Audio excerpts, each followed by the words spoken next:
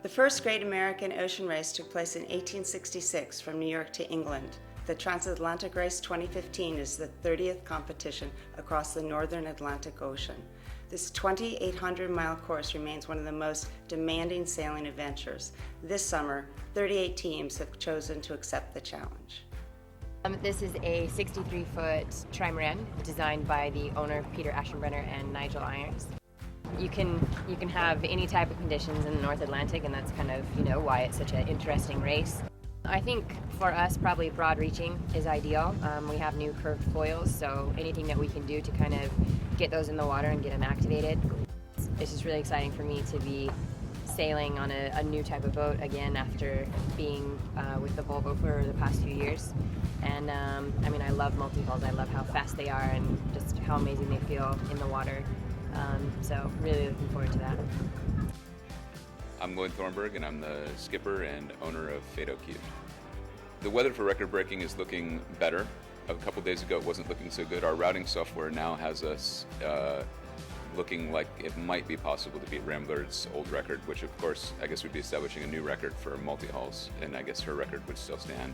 Fastest boat has gone was actually day sailing in the channel between Anguilla and St. Martin, and we managed to do 40.4 knots.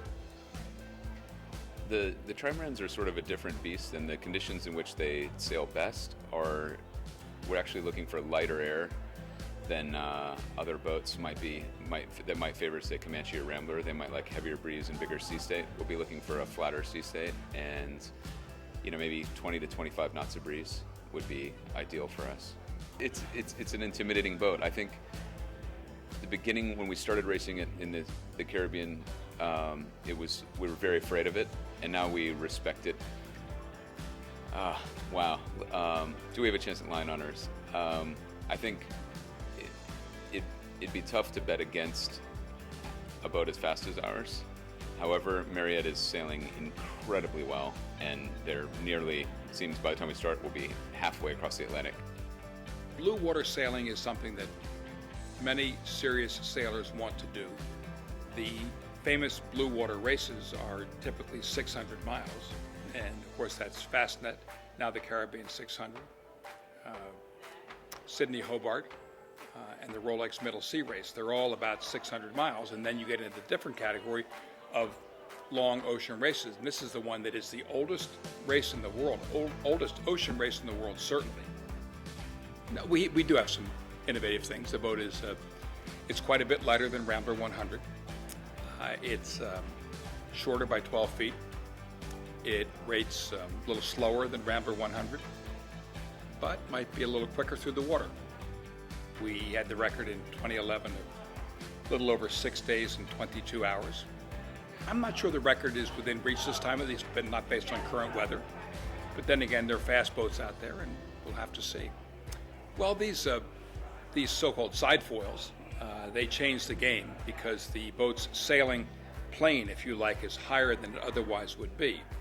And the whole objective is to get the bow out of the water.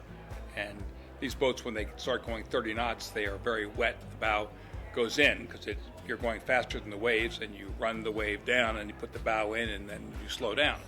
And our idea is to be riding a little higher and be a little drier, and we hope go a little faster or slow down a little less. Comanche is one of the newest generation 100-footers.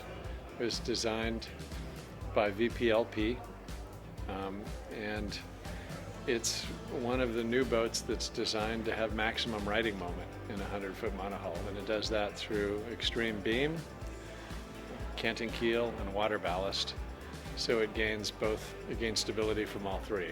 Well, the race committee has handed us a bit of an impediment, which is they've put in some gates that we have to stay south of, both to look after the whales and to stay out of the ice.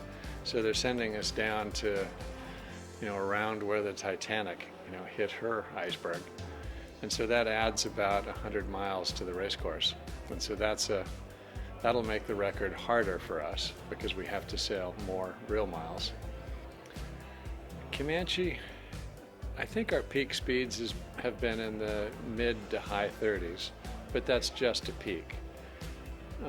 The boat isn't able to hang on those speeds for very long, but we are able to hang on speeds in the low 30s. Comanche, like a lot of very fast boats, including multi-hulls, achieves its top speeds in flat water.